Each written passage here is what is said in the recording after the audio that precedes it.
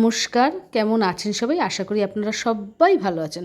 আজকে চলে এসেছি নতুন একটা ভিডিও নিয়ে। আজকে একটু দেরিতেই ঘুম থেকে উঠেছি, তারপরে সকালের টিফিন খেয়ে রান্নাঘরে চলে এসেছি। আজকে দেখলাম সকালবেলা মা একটা আইটেম রান্না করে ফেলেছে। আমাকে বলল তুই ডিমের ঝোলটা কর, তাহলেই হয়ে যাবে। তাই জন্য আমি ডিমের ঝোলটা বসাবো। আর এই ডিমের ঝোল খেতে সুব্রত ভীষণ ভালোবাসে। আর আজকে না আমি একটু হাঁসের ডিমই রান্না করব। তবে আজকে কিন্তু ঝোল রান্না করব না, একটু গা মাখা করেই রান্না করব। আর আজকে আলু দেব না, এটা সুব্রতই আমাকে আজকে দিতে মানা করেছে। যেহেতু হাঁসের ডিম না, তাই ও বলেছে আলু না দিয়ে একটু কষা কষা রান্না করো। সেই জন্যে আলু ছাড়াই রান্না করব। পেঁয়াজ, আদা, রসুন আর টমেটো এই দিয়ে রান্না হবে। আর তার সাথে দিয়ে দেবো হচ্ছে হলো সাদা জিরে ফোড়ন। আর অন্যান্য মশলাগুলো পরে দেবো, আগে রান্নাটা বসিয়ে দেবো। আর দেরিতে ঘুম থেকে উঠেছি বলে না বাসি কাজও সেভাবে গুছিয়ে উঠতে পারিনি। রান্নাটা করতে করতে আস্তে আস্তে ওই কাজগুলোও সেরে ফেলবো। আর রান্না করতে গেলে একটু তো কষাতে হবে, কষাবার সময় ওই কাজগুলো সারবো।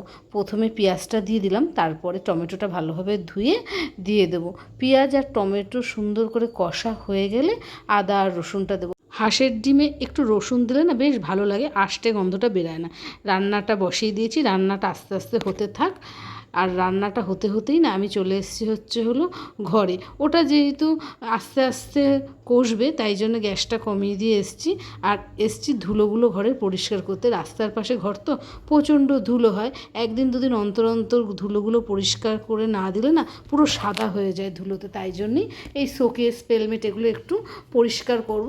আর এগুলো পরিষ্কার হয়ে গেলে ঘরটা ঝেড়ে মুছে নেব। আর এই শোকেসটা দেখছো, এর মধ্যে ঋষির ছোট্টবেলার সব খেলনা রয়েছে, সেগুলোকেও মাঝে মাঝে বের করে পরিষ্কার করি। তবে কিছুদিন আগেই ওগুলো পরিষ্কার করেছিলাম, তাই ওগুলো আজকে আর পরিষ্কার করব না। আজকে পেলমেট, শোকেসের বাইরে এগুলো সুন্দর করে পরিষ্কার করে নেব। এগুলো ধুলো থাকলে দেখতে তো ভালো লাগে না। আর আমাদের প্রত্যেকেরই একটু ডাস্ট অ্যালার্জির সমস্যা রয়েছে, তাই জন্যই এগুলো মাঝে মাঝে পরিষ্কার করে নিই। আর ওদিকে তো রান্নাটা বসিয়েছি, ধুলোগুলো পরিষ্কার করে রান্নাঘরে এসে একটু দেখে নিলাম যে মশলাগুলো ভালোভাবে কষেছে কি না। আদা, পেঁয়াজ, রসুন, টমেটো সুন্দর করে দেখলাম কষে গেছে। এবার একটু মশলা দেওয়ার পালা। যেহেতু জিরের গুঁড়ো, ধনের গুঁড়ো আর লঙ্কার গুঁড়ো আগে আমি একটু জলে ভেজাতে ভুলে গেছিলাম, তাই ওগুলো একদম ডাইরেক্টই দিয়ে দিলাম। তবে এগুলো নাড়িয়ে চাড়িয়ে অল্প একটু জল দিয়ে কষলে তাও খেতে ভালো লাগবে। কিন্তু আগে একটু ভেজানো থাকলে ভালো হতো, কিন্তু আমি না ওই কাজের তাড়নায় না একদম ভুলে গেছিলাম। তাই জন্যে মশলাগুলো দিয়ে আর একটু জল দিয়ে একটু নাড়িয়ে চাড়িয়ে নিলাম। তারপরে পরিমাণ মতন জল দিয়ে দিয়েছি। যেহেতু একবেলার জন্য রান্না করব, তাই বেশি জল দেবো না, একটু বুঝে শুনেই দেবো।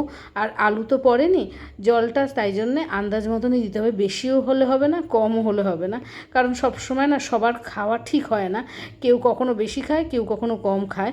আর এই দেখো জলটা আন্দাজ মতন দিয়ে দিয়েছি। এইবার সুন্দর করে ঢাকা দিয়ে দেবো। আর নামাবার সময় একটু গরম মশলা দিয়ে দিলেই কিন্তু হাঁসের ডিম একদম রেডি হয়ে যাবে। ডিমটা বসিয়ে আবার ঘরে গিয়ে ঘরটা মুছে এসে দেখলাম যে আমার হাঁসের ডিম রেডি হয়ে গেছে। আর বেশ সুন্দর গন্ধ বেরাচ্ছিল, সেটা নামিয়ে ঘরে এসেছি। আর আজকে বিকালবেলা না এই ড্রেসটা নিয়ে যাব অল্টার করতে। এর আগে একবার অল্টার করেছিলাম, দেখলাম সেটা ঠিক হয়নি, তাই আজকে আরেকবার নিয়ে যেতে হবে। কিছু আর করার নেই। কদিন ধরেই বেশ কিছু কাচা জমেছিল, সেইগুলোকেই কাচতে নিয়ে এসেছি। আজকে না কাচলে হবে না, তাই কাচতে দিয়ে দিয়েছি। কিন্তু কি বলো তো, ছাদে তো জামা প্যান্ট মেলা আজকে যাবে না, উপরে কাজ হচ্ছে।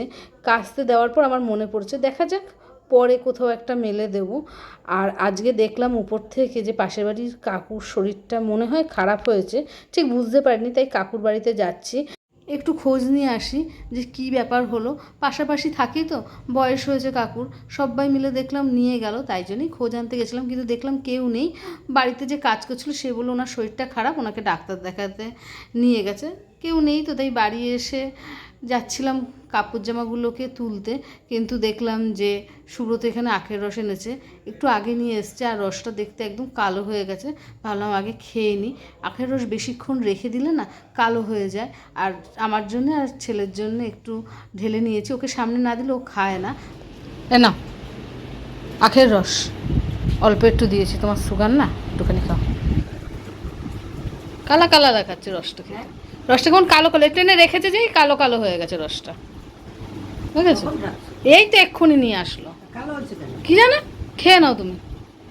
মাকে আখের রস দিয়ে এসে স্নান টান করে ভাত করা হয়ে গেছিলো, সুব্রতকে খেতে দিয়ে দিয়েছি, ও খাক, পরে আমরা খাবো, ও একটু বেরাবে তো তার জন্যে।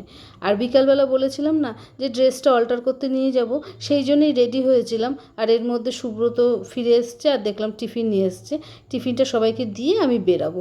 সবার সামনে গুছিয়ে না দিলে এগুলো এখানে পড়ে থাকবে, কেউ আর খাবে না, তাই সবাইকে ঘরে ঘরে দিয়ে দিয়েছি।